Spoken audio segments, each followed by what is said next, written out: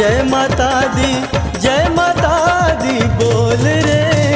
जय माता दी, जय माता दी, जय माता दी बोल रे। मैया के आए नवराते, झूम झूम गाँव जगराते।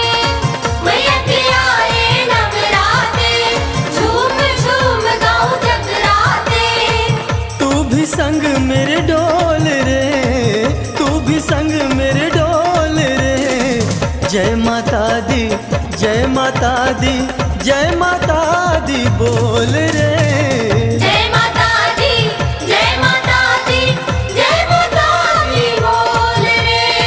मैया के आए नवराते।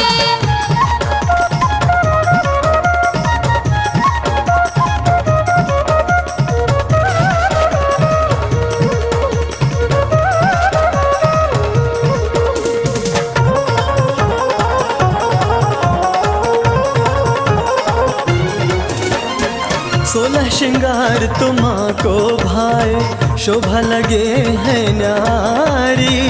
इस सूरत पे, इस मूरत पे जाऊं वारी वारी।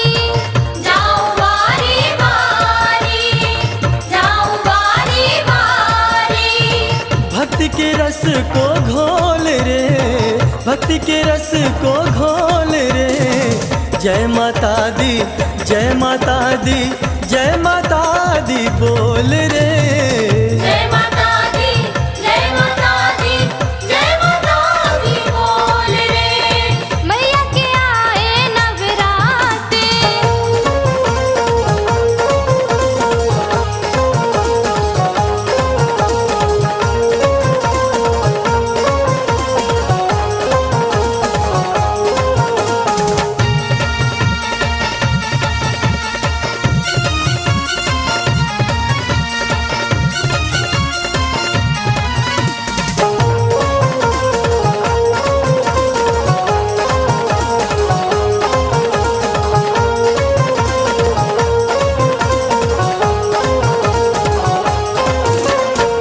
बिगड़ी तेरी बन जाएगी, पूरी होगी हर आशा। माँ के दर पे शीश झुका ले, तू भी सोए भाग्य जगा ले। तू भी सोए भाग्य जगा ले, तू भी सोए भाग्य जगा ले।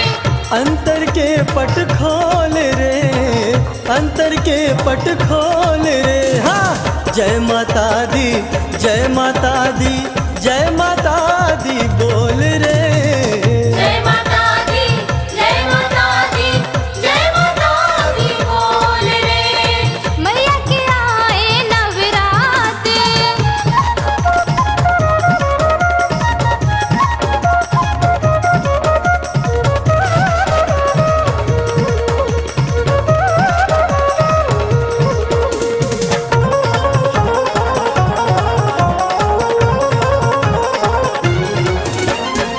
तू ही दुर्गा, तू ही भवानी, तू शारद कहलाए। वेद पुराण है महिमा गाते, देवता भी है शीश झुकाते।